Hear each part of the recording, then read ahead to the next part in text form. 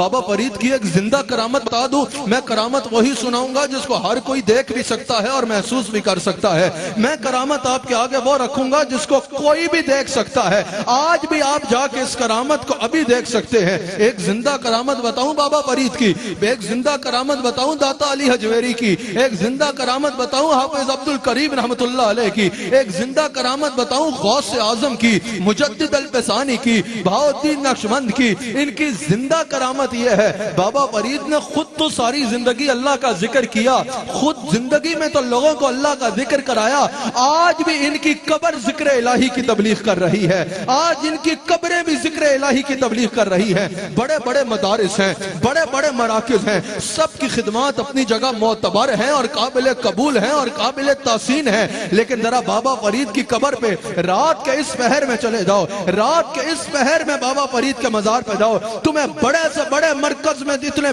بیٹھے نظر نہیں آئیں گے. تمہیں بڑے سے بڑے آگے پیچھے مرکز میں اتنے لوگ بیٹھے اللہ کا ذکر کرتے نہیں نظر آئیں گے جتنے لوگ تمہیں رات کے اس پہر میں بھی بابا فرید کی قبر پر بیٹھ کے اللہ کا ذکر کرتے نظر آئیں گے. یہ ان بزرگوں کی شان ہے, زندگی بھر اللہ کا ذکر کیا, آج یہ قبروں میں جا چکے ہیں. ان کی قبریں لوگوں کو مقناطیس کی طرح کھینچ رہی ہیں. جو ان کی قبر پہ آتا ہے اللہ کا ذکر شروع کر دیتا ہے.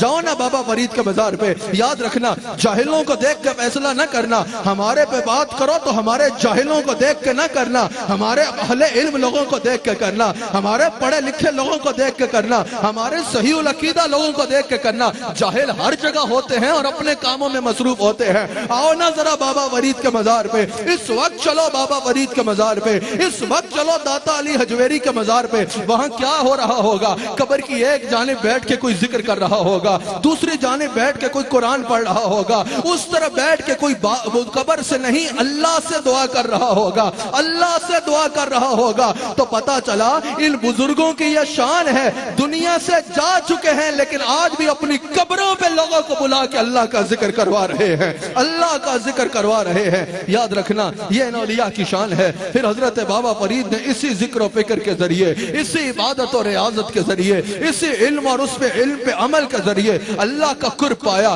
اور اللہ نے آپ پہ اپنا وہ رنگ چڑھایا جو آج 780 سال بھی بعد دنیا کو نظر آ رہا ہے. 780 سال بعد بھی جس رنگ کو دنیا دیکھ رہی ہے. یہاں بیٹھے اور پوری دنیا میں سننے والے ناظرین کی توجہ چاہتا ہوں.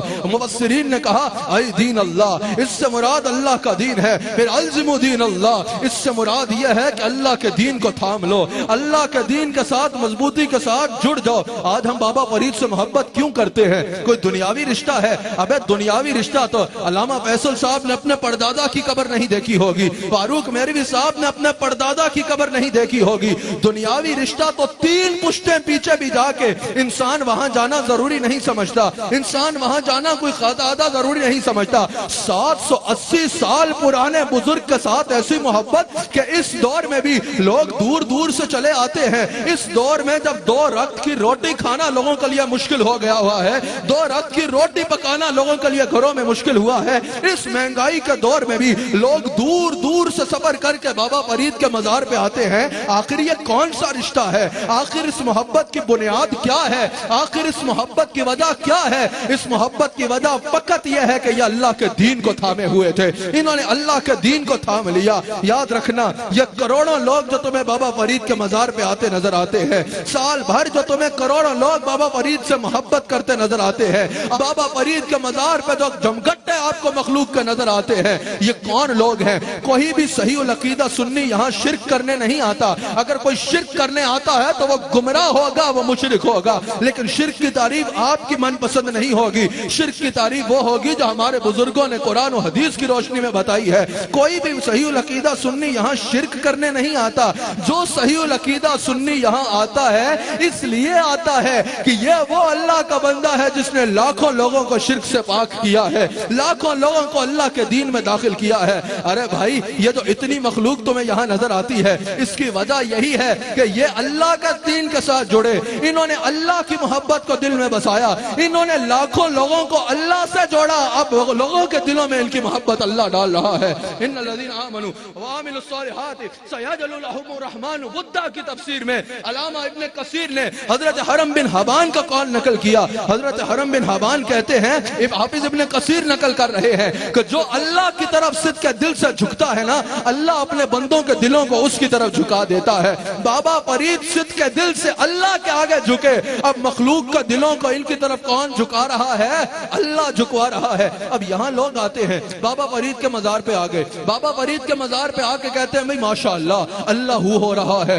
اللہ کا ذکر ہو رہا ہے، قرآن کی تلاوت ہو رہی ہے، ذکر و فکر ہو رہا ہے، یہ تو اچھی بات ہے۔ اتنے میں ایک بندہ نعرہ لگاتا ہے، اللہ محمد چار یار، حاجی خواجہ کتب فرید، اور مزار گھونج اٹھتا ہے حق فرید یا فرید کے نعروں سے۔ وہ بھائی صاحب سر پکڑ کے بیٹھ جاتے ہیں، کہتے ہیں بھئی اللہ اللہ کا ذکر تو سمجھ میں آ رہا ہے، یہ حق فرید یا فرید کا ذکر کیوں کر رہے ہو؟ اللہ کا ذکر تو ٹھیک ہے، یہ حق فرید یا فرید کیوں کر رہے ہو؟ تو میرے بھائی قرآن میں تم نے پڑھا نہیں، اللہ فرماتا فَاذْكُرُونِي أَذْكُرْكُمْ، تو میرا ذکر کر میں تیرا ذکر کروں گا۔